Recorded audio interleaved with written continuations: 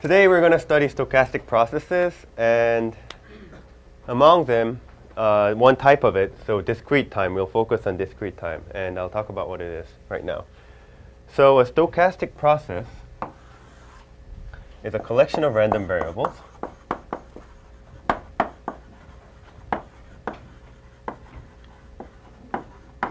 indexed by time.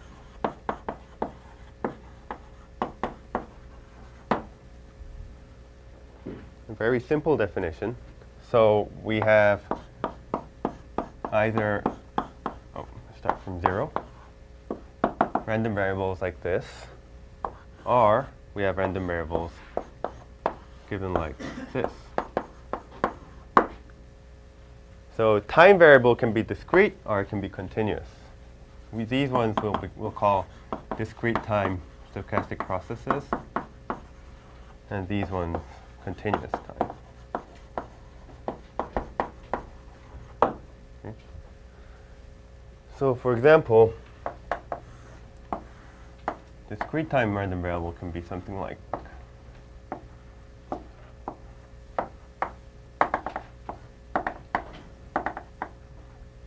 so on. So these are the values x0, x1, x2, x3, and so on. And they are random variables. This is just one initial, one realization of the stochastic process, but all these variables are supposed to be random.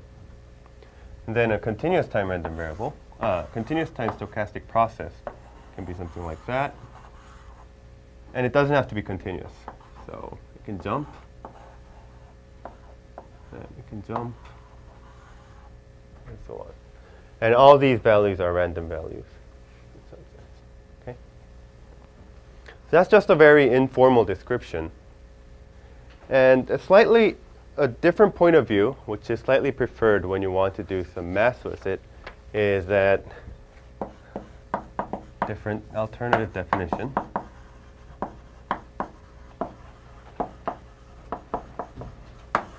It's a probability distribution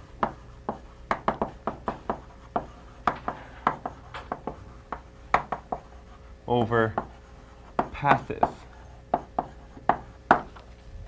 over a space of passes.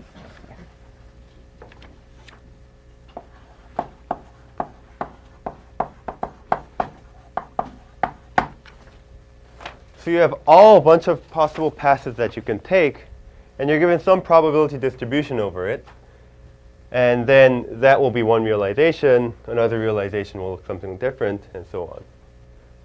So this one, it's more intuitive definition than the first one, that it's a collection of random variables indexed by time. But that one, if you want to do some math with it, from the formal point of view, that will be more helpful. And you'll see why that's the case later. So let me show you some more examples.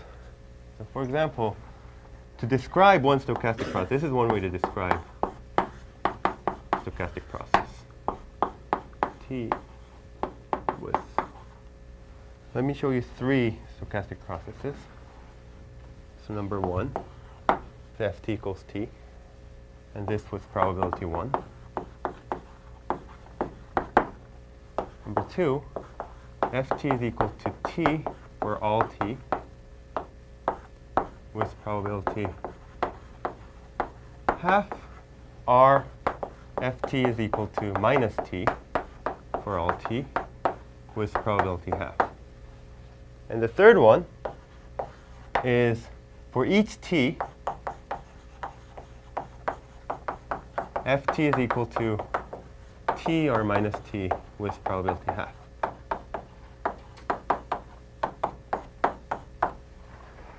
Okay. The first one is quite easy to picture. It's really just not even a random, there's nothing random in here. This happens with probability 1. Your path just says ft equals t. And we're only looking at t greater than or equal to 0 here. Okay, so that's number 1. Number 2, it's either this one or this one. Okay, so it is a stochastic process. If you think about it this way, it doesn't really look like a stochastic process. But under the alternative definition, you have 2 possible passes you can take. You either take this path with 1 over 2 or this path with 1 over 2. Now, at each point t, your value xt is a random variable. It's either t or minus t. And it's the same for all t. But they are dependent on each other. So if you know one value, you automatically know all the other values. Okay? And third one is even more interesting. Now, for each t, we get rid of this dependency. So what you'll have is, you'll have these two lines going on. I mean, at every single point, you'll be either top one or bottom one. But if you really want to draw the picture, it will bounce back and forth, up and down infinitely often. It will just look like two lines. Okay? So I hope this gives you some feeling about stochastic processes. I mean, why we want to describe it in terms of this language. Just a tiny bit. Any questions? Okay.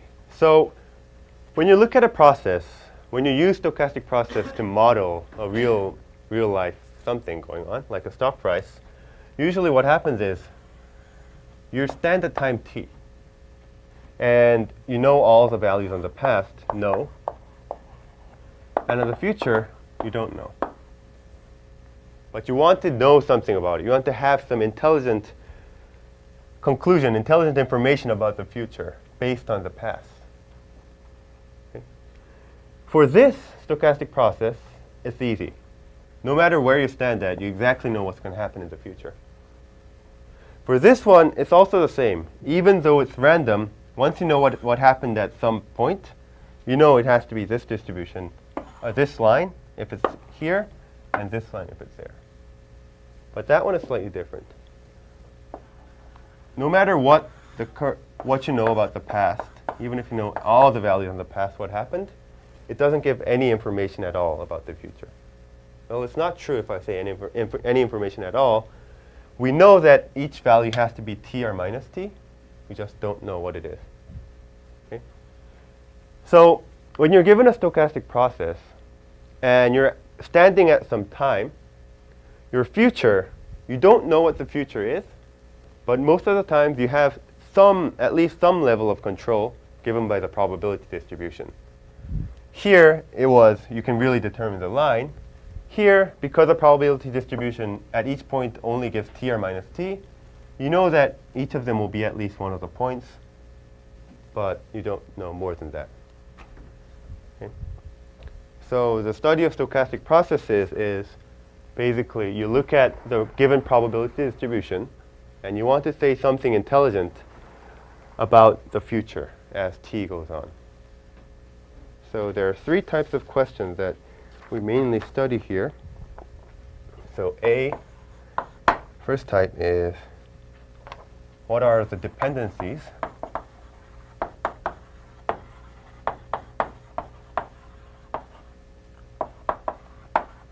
in the sequence of values?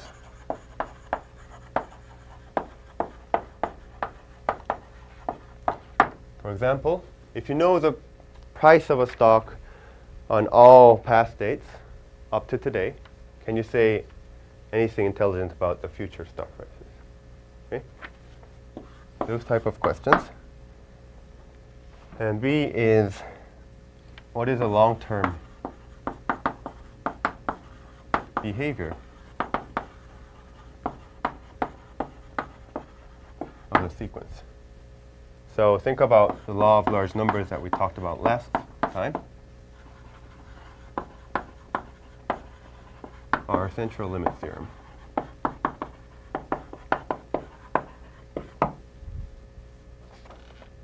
The third type, this one is less relevant for our course, but still I'll just write it down. What are the boundary events?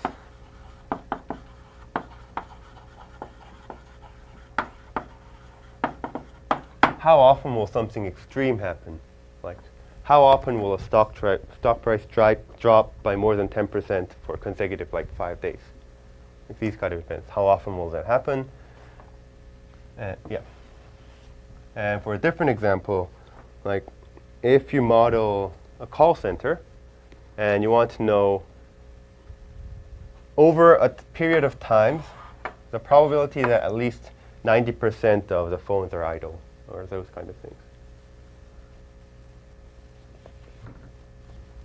Okay, so that was the introduction. Any questions? Okay, then there are really lots of stochastic processes. And one of the most important ones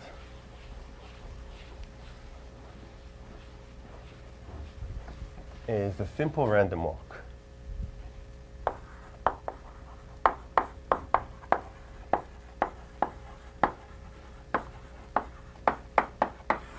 Okay, so today I will focus on discrete time stochastic processes. Later in the course, we'll go on to continuous time stochastic processes. And then you'll see like Brownian motions and what else? Ito's lemma and all those things will appear later. Right now, we'll study discrete time, and later you'll see that it's really just what is it? They're really parallel. So this simple random walk, you'll see the corresponding thing in continuous time stochastic processes later. So I think it's easier to understand discrete time processes. That's why we start with it. But later, it will really help if you understand it well, because for continuous time, it will just carry over all the knowledges. What is a simple random walk? Let A, yi be iid, identical and independent identically distributed random variables, taking values 1 or minus 1, each with probability 1/2. Okay. Then define for each time t, x sub t as the sum of yi from I equals 1 to t.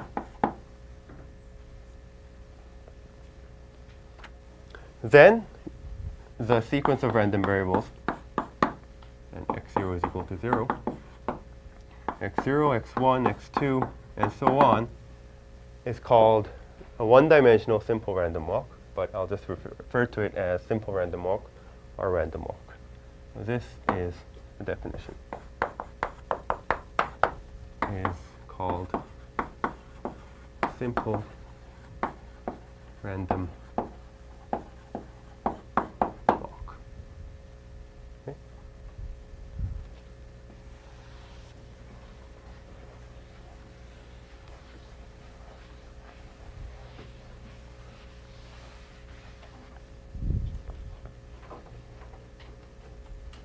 Let's try to plot it. At time 0, you start at 0. And then, depending on the value of y1, you will either go up or go down. Well, let's say we went up. That's at time 1.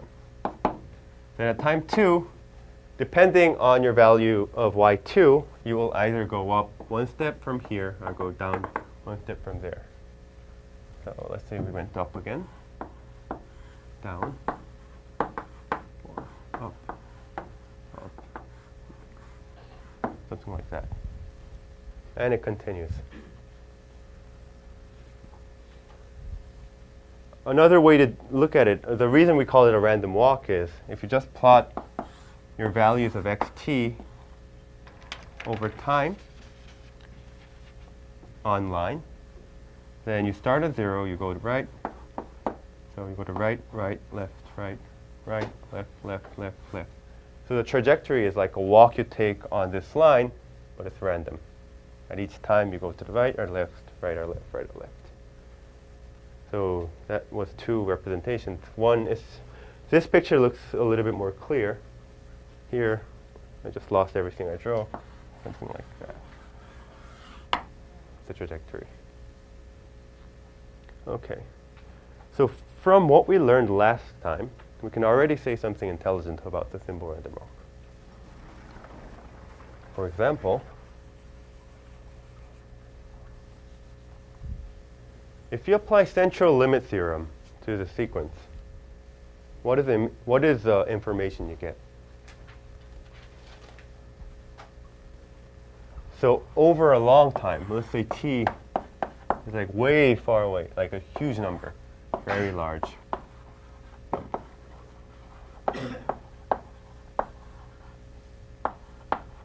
What can you say about the distribution of this at time t? Close to zero. But by close to zero, what do you mean? The scale, there should be a scale. I mean, some people would say that 1 is close to 0. Some people say that 100 is close to 0. So, do you have some degree of how close it will be to 0?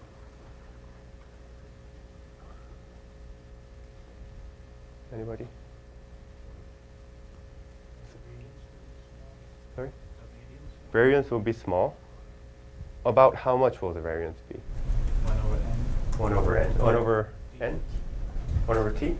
Anybody else? That's different. 1 over square root t is probably mean.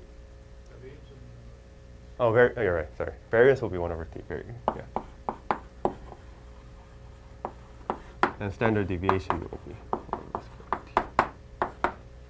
What I'm saying is, by central limit theorem, Are you looking at the sum, or are you looking at the... I'm looking at the xt. Ah, that's a very good point. T and square root t. Thank you. Very different. Yeah, very, very different. Yeah. I was confused. Sorry about that. The reason is because xt, 1 over square root t times xt, we saw last time that this, if t is really, really large, this is close to normal distribution, 0, 1. Okay? So if you just look at it, xt over square root t, it will look like normal distribution. That means the value at t will be distributed like a normal distribution with mean 0 and variance square root t. So what you said was right. It's close to 0, and the scale you're looking at is about square root t. So it won't go too far away from the 0. That means if you draw these two curves, square root t and minus square root t, your simple random walk on a very large scale won't go too far away from these two curves. Even though the extreme values you can take, I didn't draw it correctly, is t and minus t, because all values can be 1 or all values can be minus 1. Even though theoretically you can be that far away from your x-axis, in reality what's going to happen is you're going to be really close to this curve, square root t. You're going to play within this area, mostly.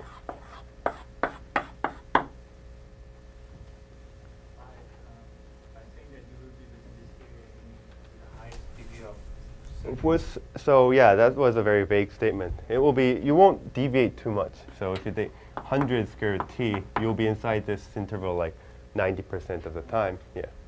If you take this to be like 10,000 times square root t, almost 99.9% or something like that.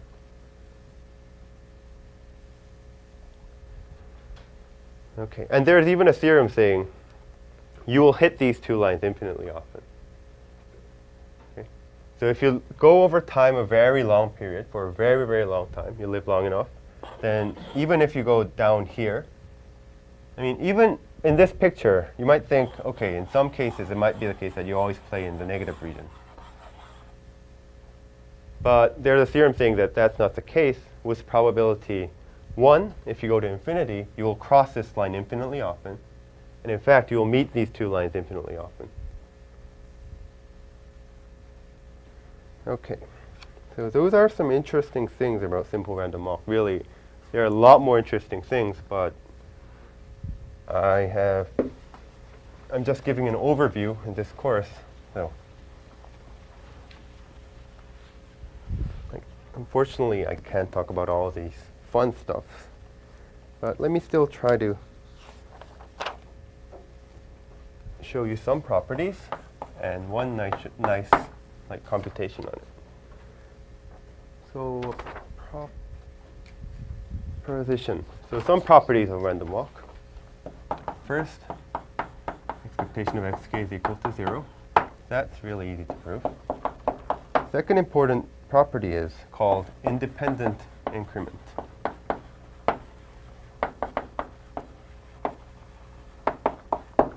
So if you look at these times, t0, t1, up to tk, then random variables x sub ti plus 1 minus x sub ti are mutually independent.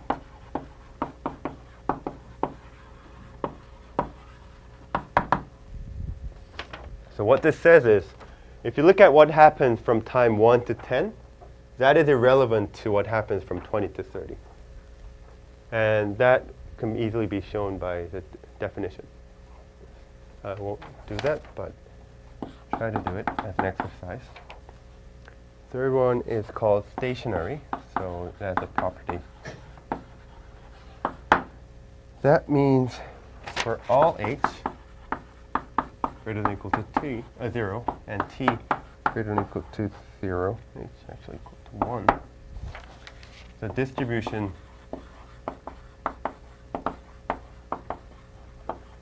of xt plus h minus xt is the same as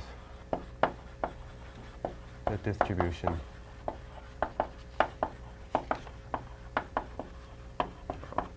x sub h.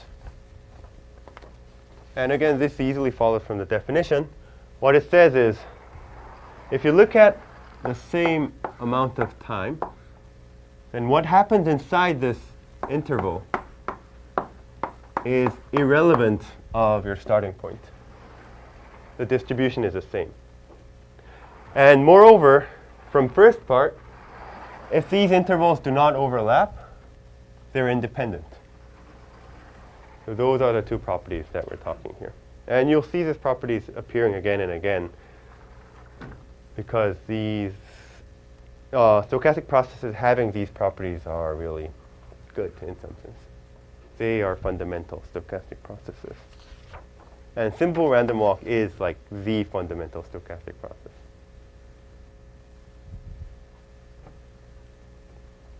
So let's try to see one interesting problem about simple random walk.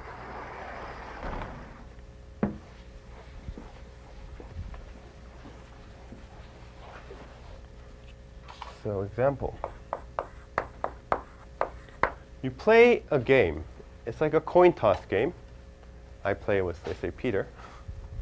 So I bet $1 at each turn, and then Peter tosses a coin, a fair coin.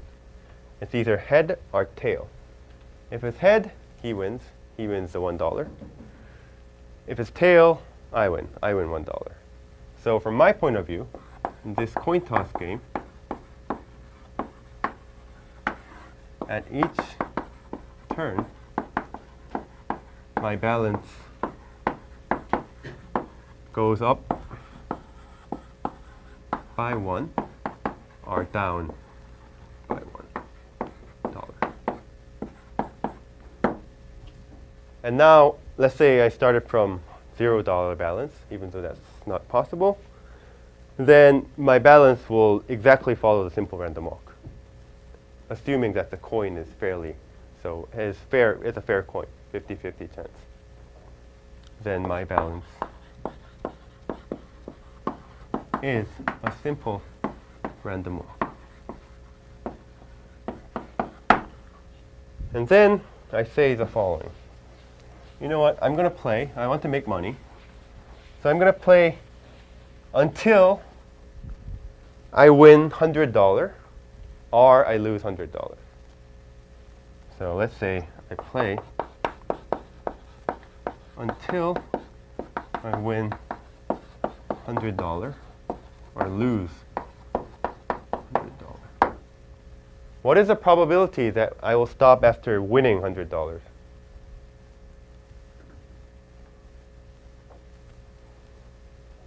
One half, because? Yes. So happens with 1/2, 1/2. And this is by symmetry. Because every chain of coin toss, which gives a winning sequence, when you flip it, it will give a losing sequence. So you have a one-to-one correspondence between those two things.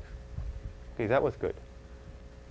Now if I change it, what if I say I win $100 or I lose $50? What if I play until win 100 or lose 50? In other words, I look at the random walk. I look at the first time that it hits either this line or it hits this line, and then I stop. What is the probability that I will stop after winning $100? 1/3. Let me see. Why 1/3? At least you can switch those to 50 as a winning, and it's inverted to the one winning. And then staging process, so same 50 seconds that goes up when extended goes to 100. Okay. So they're like in every 50 seconds, two parts of it where you could kind of lose and one part. So you're saying if this hitting this probability is P, and the probability that you hit this first is P, right? It's 1/2, 1/2. But you're saying from here is the same, so it should be 1/4 here. 1/2 times 1/2. And you had a good intuition. It is 1/3 actually. I was looking at the set of all those Mhm. paths intersected. Intersect 50. And then once you hit it, it's like the same afterwards. I'm not sure if there's a way to make an argument out of it. I really don't know. There might be, or there might not be. I'm not sure. I was thinking of a different way. But yeah, there might be a way to make an argument out of it. I just don't see it right now. So in general, if you put a line B and a line A, then probability of hitting B first is A over A plus B. And probability of hitting B, this line, minus A plus. Yeah, it's B over A plus. Because so in this case, if it's 150, it's 100 over 150, that's 2/3. And that's 1/3. This can be proved. It's actually not that difficult to prove it. I mean, it's hard to find the right way to look at it. But, I mean,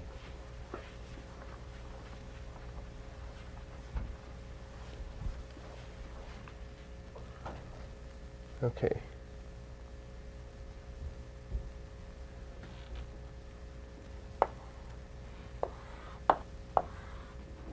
So fix your A, B and A.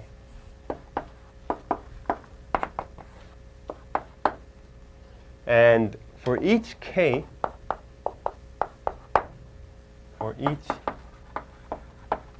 between A minus A and B, define f of K as the probability that you will hit, what is it? This line first. As the probability that you hit the line B first when you start at K. So it kind of coincides with what you're saying. Now, instead of looking at one fixed starting point, we're going to change our starting points and look at all possible ways. So when you start at K, I will define f of K as a probability that you hit this line first before hitting that line. What we're interested in is want to compute f0. What we know is f of b is equal to 1, f of minus a is equal to 0. No. And then we'll formula, actually there's one recursive formula that matters to us is if you start at fk, you either go up or go down. You go up with probability 1/2. You go down with probability 1/2. And now it starts again because of this, which one is it? Stationary property. So starting from here, the probability that you hit B first is exactly f of k plus 1. So if you go up, the probability that you hit B first is f of k plus 1. If you go down, it's f of k minus 1. And then that gives you a recursive formula with 2 boundary values. If you look at it, you can just, you can solve it. When you solve it, you'll get that answer. So I won't go into details, but what I wanted to show is that simple random walk is really this property. These two properties have these properties and even more powerful properties. So it's really easy to control, and at the same time, it's quite universal. It can model some, it's not a very weak model. It's rather a little bit restricted, but it's a really good model for a mathematician. Okay. From the practical point of view, you'll have to twist some things slightly and so on. But in many cases, you can approximate it by simple random walk. And as you can see, sometimes the computations, you can do computations with simple random walk by hand. Okay, so that was it. I talked about the most important example of stochastic process. Now, let's talk about more stochastic processes. Second one is called the Markov chain. Let me erase that part.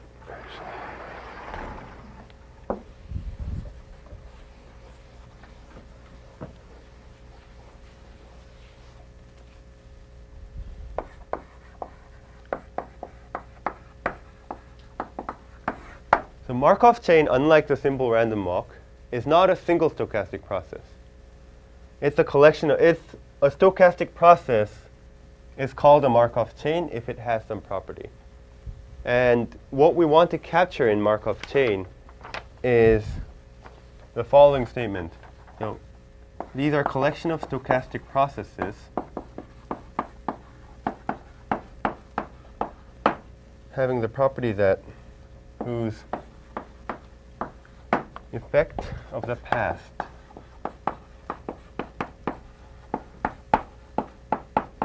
on the future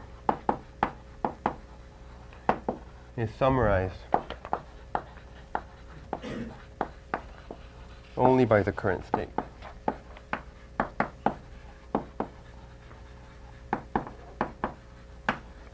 That's quite a vague statement. What we're trying to capture here is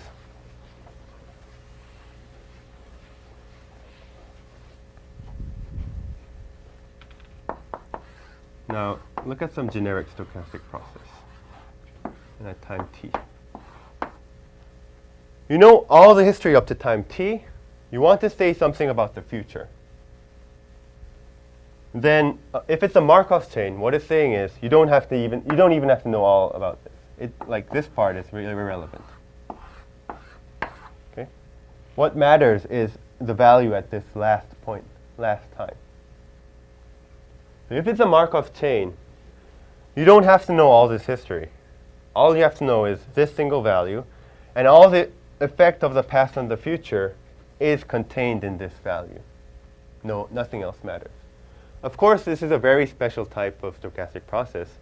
Most of the stochastic processes, the future will depend on the whole history. And in that case, it's more difficult to analyze. But these ones are more manageable.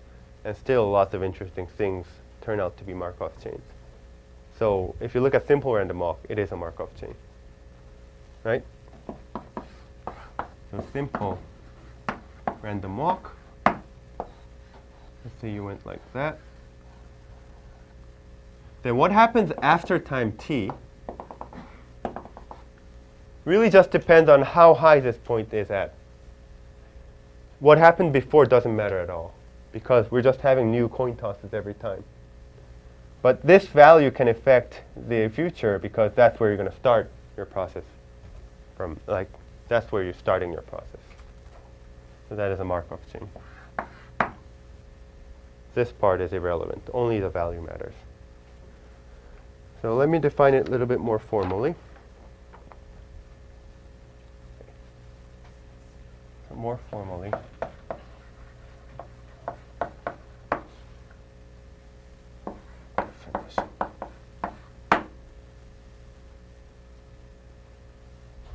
A discrete time stochastic process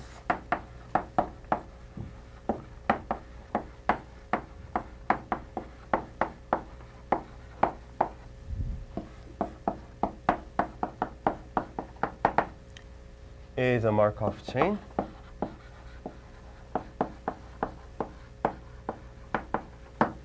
if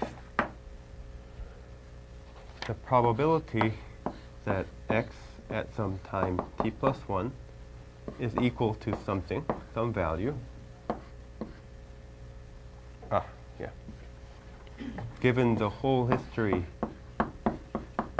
up to time n is equal to the probability that xt plus 1 is equal to that value given the value of x of n for all n greater than or equal to t greater than or equal to 0 and all s. This is a mathematical way of writing down this.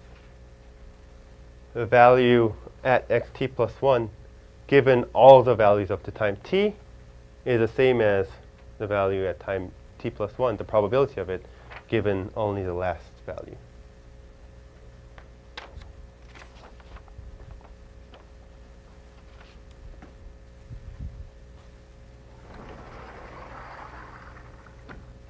And the reason simple random walk is a Markov chain is because both of them are just 1/2. I mean, if it's 4, let me write it down. So example, random walk. Probability that xt plus 1 equal to s given t is equal to 1/2 if s is equal to xt plus 1 or xt minus 1 and 0 otherwise. So it really depends only on the last value of xt. Any questions? All right. So if, consider the case when all xi's, you're looking at a stochastic process, a Markov chain, and all xi, if xi have values in some set S, which is finite, a finite set.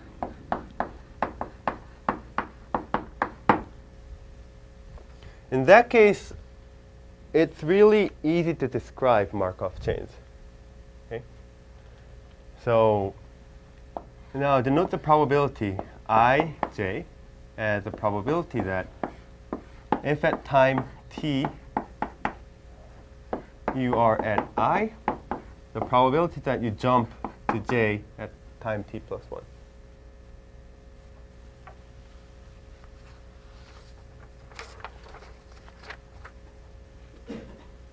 Just make the notation for all pair of points ij.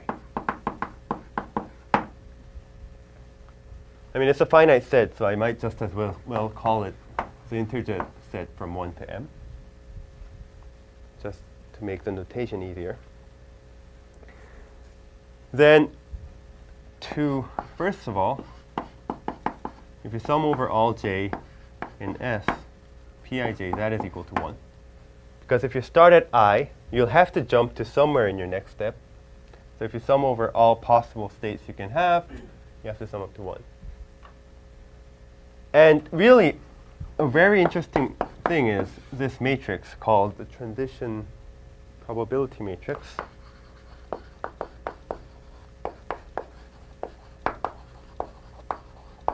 Defined as this.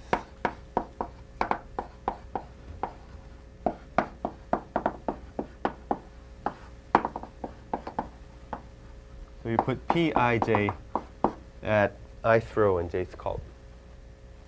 And really, this tells you everything about the Markov chain. Everything about the stochastic process is contained in this matrix.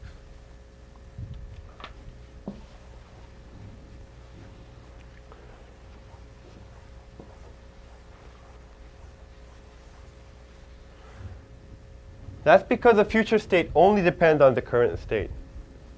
So if you know what happens at time t, where it is at time t, you look at the matrix, you can decode all the information you want. What is the probability that it will be at, let's say, it's at 0 right now, what's the probability that it will jump to 1 at the next time? Just look at 0, 1 here. There's no 0, 1 here, so it's 1 and 2. Just look at 1 and 2. 1 and 2. I and j. Ouch, I made a mistake.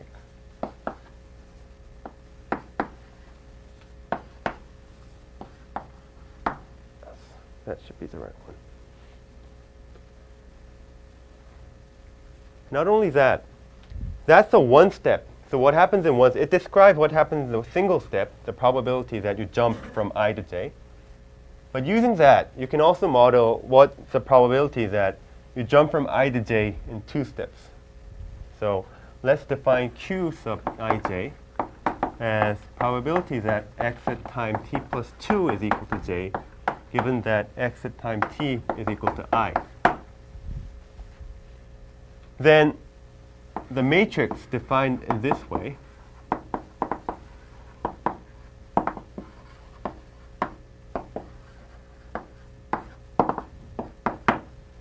can you describe it in terms of the matrix A?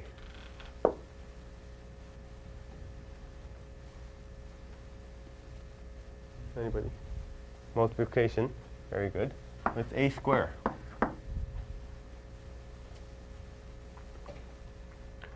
Why is it? So let me write this down in a different way. Qij is you sum over all intermediate values.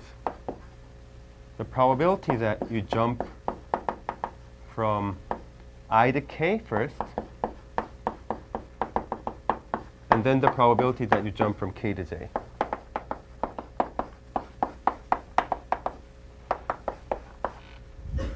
And if you look at what this means, is exactly each entry here is described by a linear, what is it? A dot product of a column and a row. And that's exactly the equation. And if you want to look at the 3-step, 4-step, all you have to do is just multiply it again and again and again. Really, this matrix contains all the information you want if you have a Markov chain and it's finite. That's very important. For random walk, simple random walk, I told you that it is a Markov chain. But it does not have a transition probability matrix because the state space is not finite. So be careful. However, finite Markov chains, really, there is one matrix that describes everything. I mean, I said it like it's something very interesting, but if you think about it, we just wrote down all the probabilities. So it should describe everything, right? In that sense. Okay, so now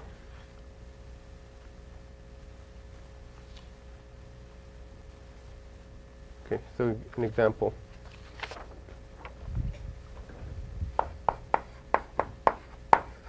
You have a machine and it's broken or working at a given day.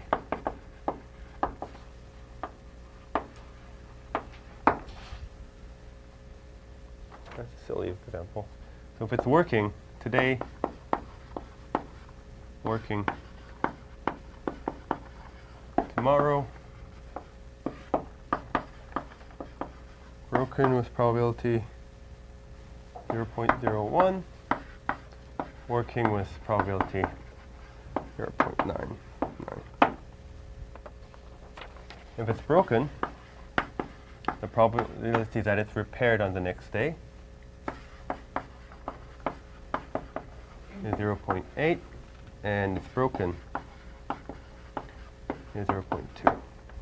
Suppose you have something like this.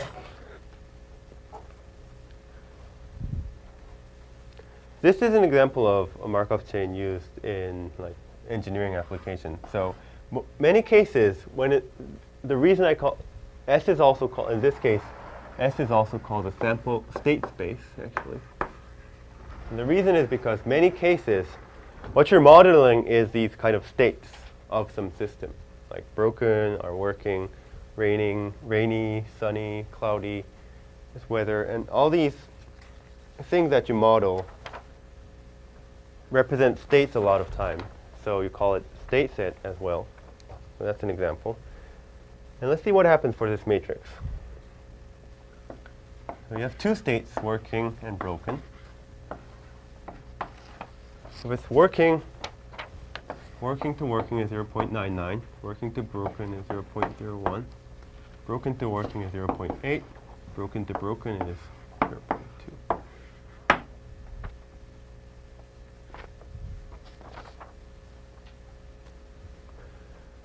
Okay, so that's what we learned so far.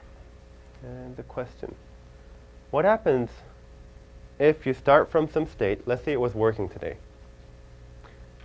and you go very, very long time, like a year or 10 years. Then the distribution after 10 years on that day is 8 to the 3,650. So that will be, that times 1, 0, will be the probability PQ. P will be the probability that it's working at that time. Q will be the probability that it's broken at that time. What will P and Q be?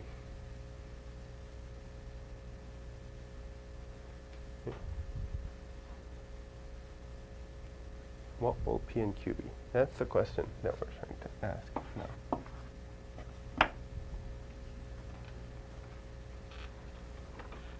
We didn't learn so far how to do this, but let's think about it. I'm going to cheat a little bit and just say, you know what, I think if over a long period of time, the probability distribution on day 3,650 and that on day 3,651 shouldn't be that different. They should be about the same. Let's make that assumption. I don't know if it's true or not. Well, I know it's true, but that's what I'm telling you. Under that assumption, now you can solve what P and Q are. So then approximately, I hope, PQ, so A 3,650, 10, is approximately the same as H 3,651, 10. That means if this is PQ, PQ is about the same as A times PQ. Anybody remember what this is? Yes. So PQ will be the eigenvector of this matrix. Over a long period of time, the probability distribution that you will observe will be the eigenvector. And what's the eigenvalue? 1. At least in this case, it looks like it's 1. Okay. Now I'll make one more connection. Do you remember Perron-Frobenius theorem? This is a matrix. All entries are positive. So there is a largest eigenvalue, which is positive and real. And there is an all positive eigenvector corresponding to it. What I'm trying to say is that's going to be your PQ.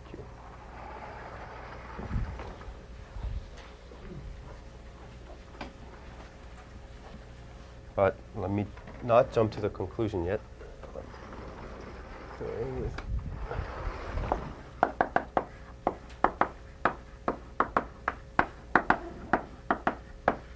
And then what we know is A.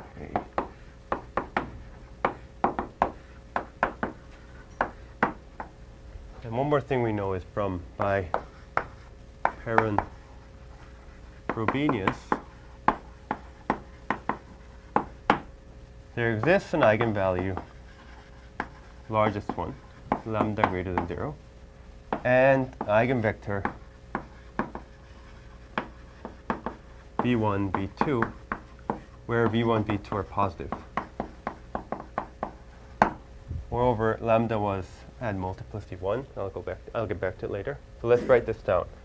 A times v1, v2 is equal to lambda times v1, v2. A times v1, v2, we can write it down. It's 0.99 v1 plus 0.01 v2. And that's 0.8 v1 plus 0.2 v2, which is equal to v1, v2. Okay, you can solve v1 and v2, but before doing that, let me read it. P.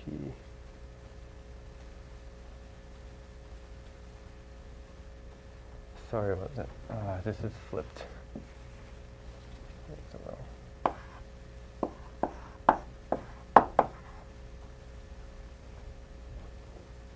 Yeah, sorry about it. It should have been flipped in the beginning.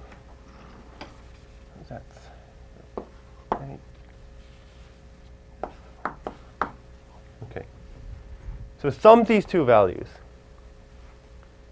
and you get lambda times v2.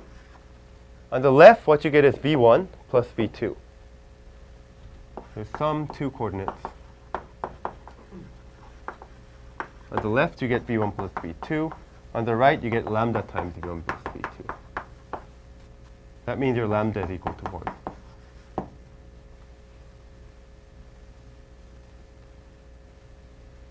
Okay. So that eigenvalue guaranteed by Perron-Frobenius theorem is 1. Eigenvalue is 1. So this, what you'll find here, will be the eigenvector corresponding to the largest eigenvalue. Eigenvector will be the one corresponding to the largest eigenvalue, which is equal to 1. And that's something very general. It's not just about this matrix and this special example. In general, if you have a transition matrix, if you're given a Markov chain and given a transition matrix, Perron-Frobenius theorem guarantees that there exists a vector as long as all the entries are positive. So in general, if transition matrix of a Markov chain has positive entries, then there exists a vector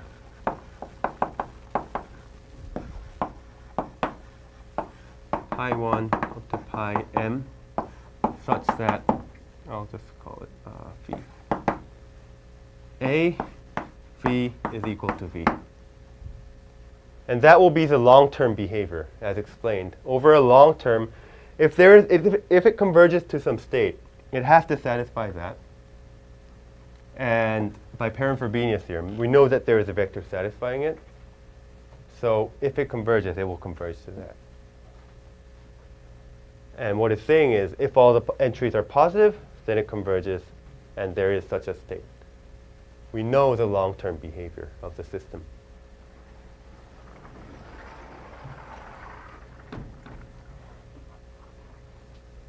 Okay, so this is called the stationary distribution. Such vector B is called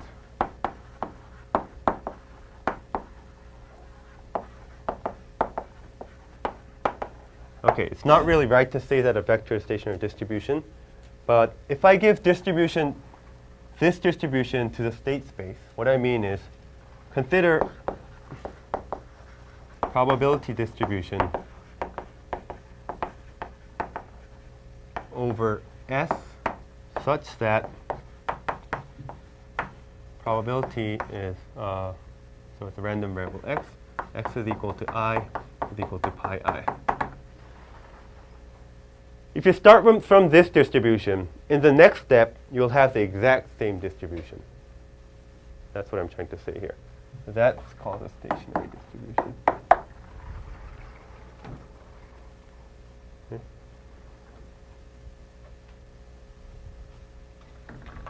Any questions? And So,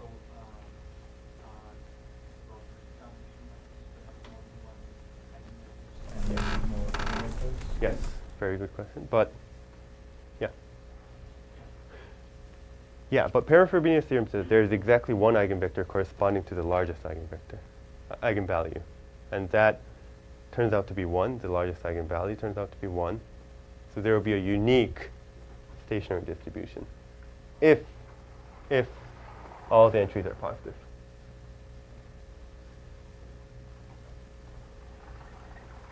And then all other eigenvalues have to be 0 because of the relation we use to keep the lambda small. This one. Ah, that's a good. That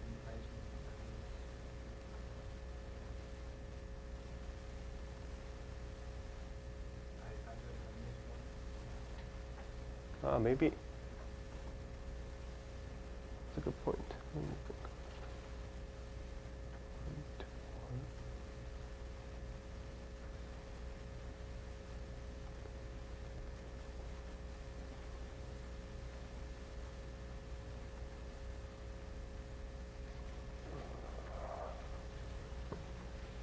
Huh. Something is wrong.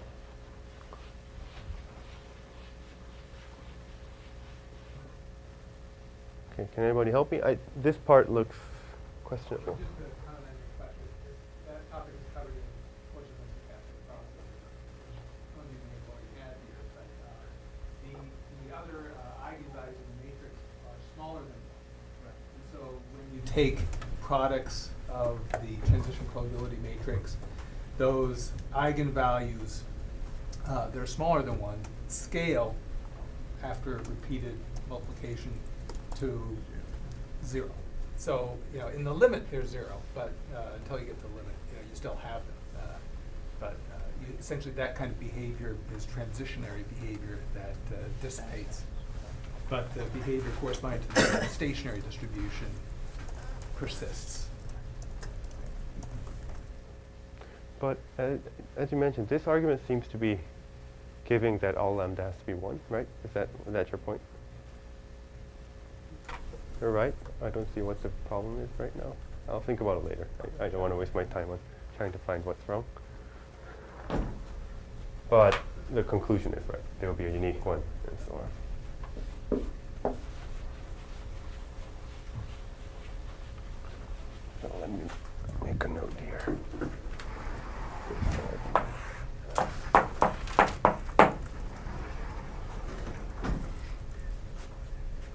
Okay, so let me move on to the final topic. It's called martingale.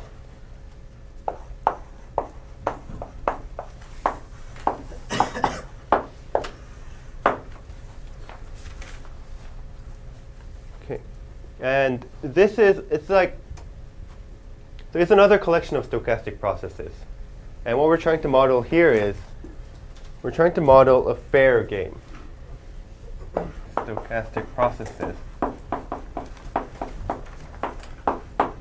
which are fair. Okay.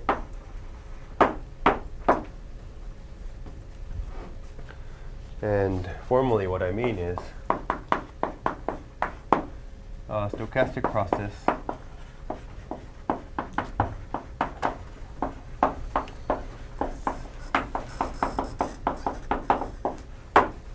is a martingale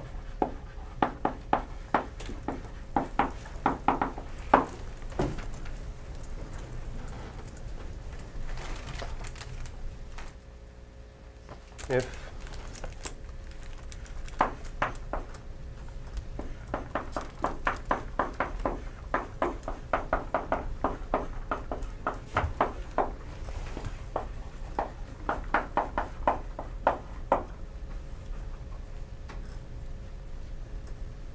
that's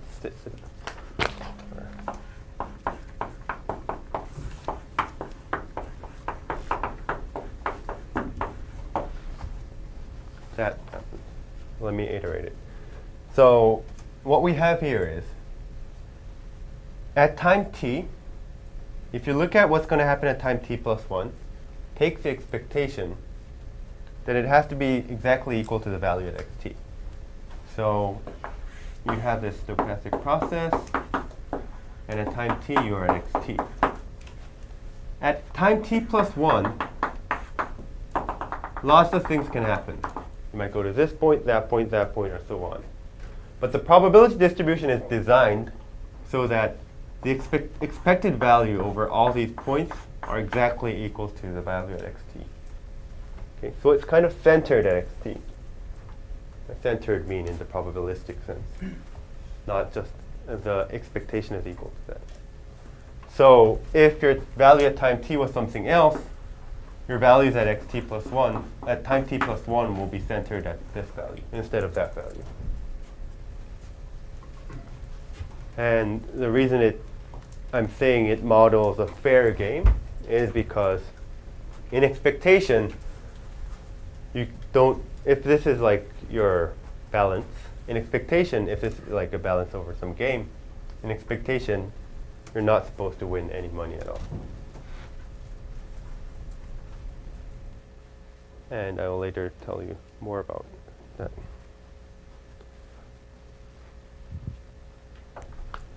Okay, so example, a random walk is a martingale.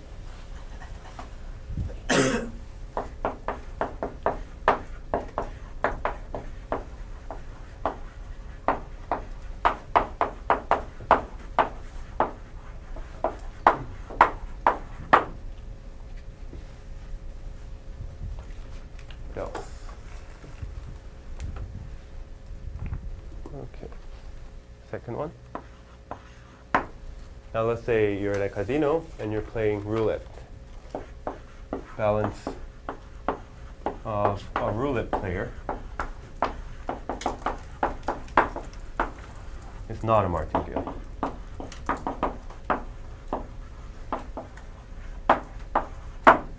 Because it's designed so that the expected value is less than 0. You're supposed to lose money. Of course, at one instance, you might win money. But in expected value, you're designed to go down, right? So it's not a martingale. It's not a fair game. The game is designed for the casino, not for you. Third one is some funny example. I just made it up to show that there are many possible ways that a stochastic process can be a martingale. So if yi are IID random variables, such that yi is equal to 2 with probability 1/3 and half with probability 2/3. Then let x0 equals 1 and xk equals then that is a martingale. So at each step, you'll either multiply by 2 or half by 2, just divide by 2. And the probability distribution is given as 1/3 and 2/3.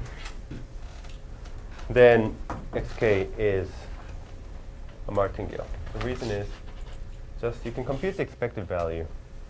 So expected value of xk, expected value of xk plus 1 given xk up to x0 is equal to what you have is expected value of yk plus 1 times yk up to that part is xk. But this is designed so that the expected value is equal to 1.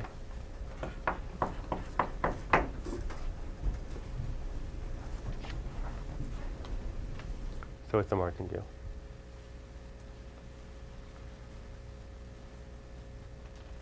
I mean, it will fluctuate a lot, your balance. Double, double, double, half, half, half, and so on. but still, an expectation you will always maintain. I mean, the expectation at all time is equal to 1 if you look at from the beginning. You look at time 1, then the expected value is x1, and so on. Any questions on definition or example? So simple, the random walk is an example which is both Markov chain and martingale. But these two concepts are really two different concepts. Try not to be confused between the two. They're just two different things. There are Markov chains which are not martingale. There are martingales which are not Markov chain. And there are something which are both, like simple random walk. There are some stuff which are not either of them. So they really are just two separate things.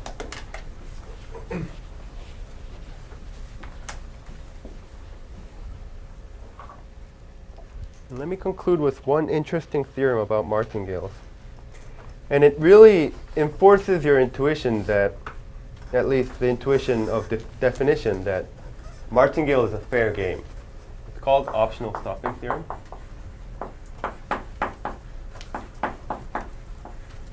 And I will stop it.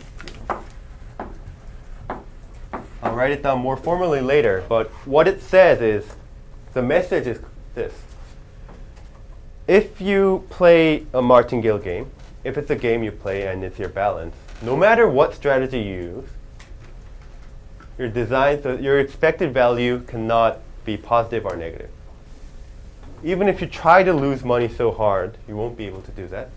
Even if you try to win money so hard, like try to invent something really, really cool and genius, you should not be able to win money. Your expected value is just fixed. That's the content of the theorem. Of course, there are some technical conditions that has to be there. So, if you're playing a martingale game, then you're not supposed to win or lose, at least in expectation.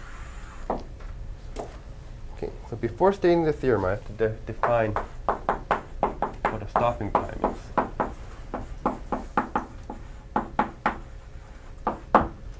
Okay, so given a stochastic process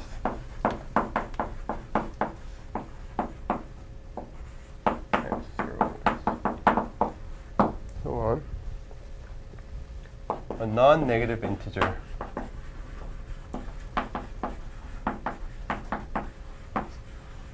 valued random variable, tau, is called the stopping time if for all integer k greater than or equal to 0, tau less than or equal to k depends only on x1 of xk. Okay, that is something very, very strange. I want to define something called a stopping time. It will be a non-negative integer valued random variable. So it will either be 0, 1, 2, or so on. That means there will be some time index. And if you look at the event that tau is less than or equal to k, so if you want to look at the events when you stop at time less than or equal to k, it will only depend, your decision only depends on the events up to k, on the stochastic processes, the value of stochastic process up to time k. In other words, if this is some strategy you want to use, by strategy I mean some strategy that you stop playing at some point. You have a strategy that is defined as you stop playing, you play some k rounds, and then you look at the outcome, you say, okay, now I think it's in favor of me, I'm going to stop. You have a predefined set of strategy. And so if that strategy only depends on the values of the stochastic process up to right now, then it's a stopping time. If it's some strategy that depends on future values, it's not a stopping time. Let me show you by example. Remember that coin toss game which had random walk value? So you either win $1 or lose $1. So in coin toss game, let tau be the first time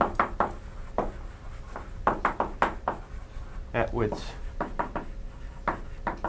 balance becomes $100. Then tau is a stopping time.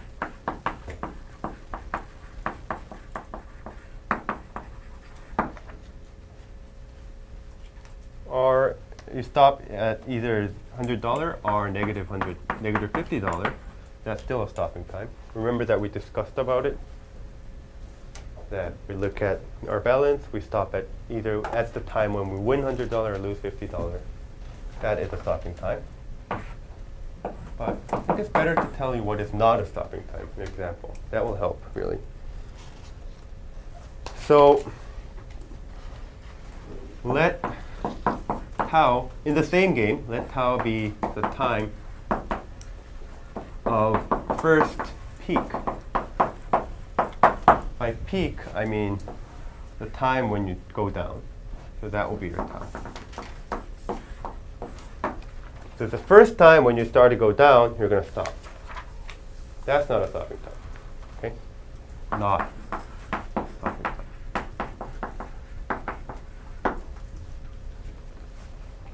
To see formally why it's the case, and first of all, if you want to decide if it's a peak or not at time t, you have to refer to the value at time t plus 1.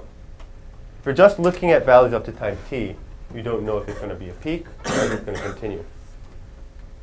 So the event that you stop at time t depends on t plus 1 as well, which doesn't fall into this definition. So that's what we're trying to distinguish by defining a stopping time. In these cases, it was clear. At some time, you know if you have to stop or not. But if you define your stopping time in this way, not stopping time, if you define tau in this way, your decision depends on future values of the outcome. So it's not a stopping time under this definition. Any questions? Does it make sense? Yes? Could you still have tau as a stop time if you were referring to t and then t minus 1 was greater than t? Oh, so Let's say, yeah, it was peak before. the time after peak, the first time after peak. Yes, that will be a stopping time. Okay. Yeah. So 3. Tau is tau 0 plus 1, where tau 0 is the first peak. Then it is a stopping time. Is stopping time.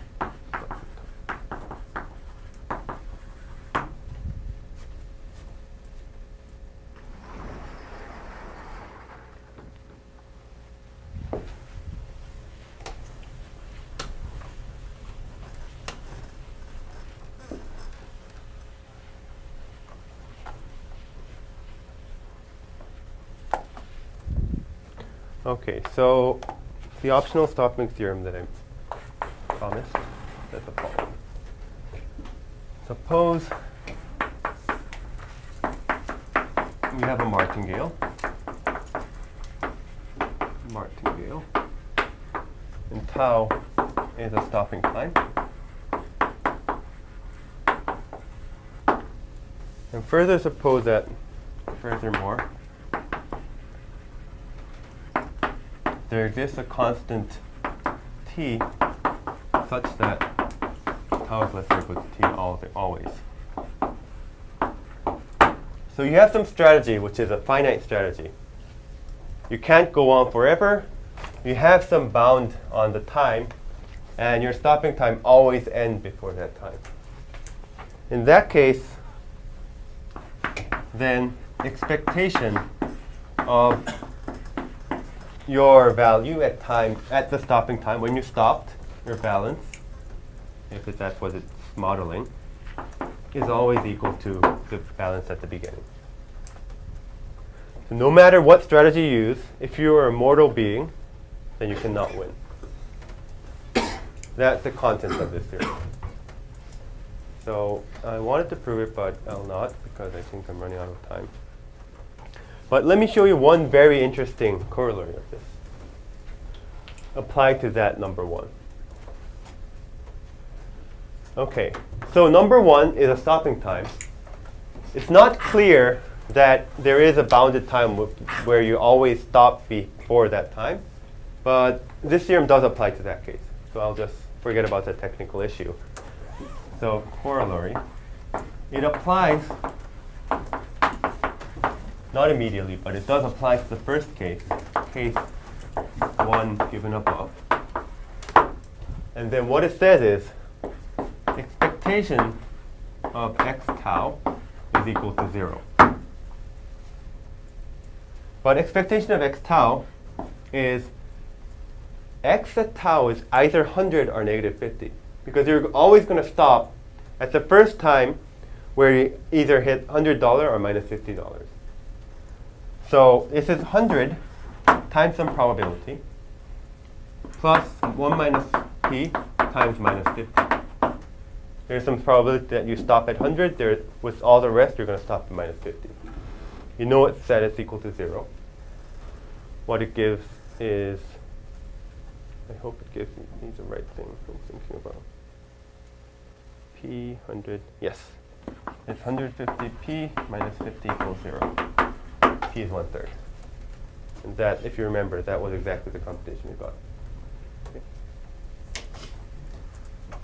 So, yeah, that's just a neat application. But the content of this, it's really interesting. So try to contemplate about it.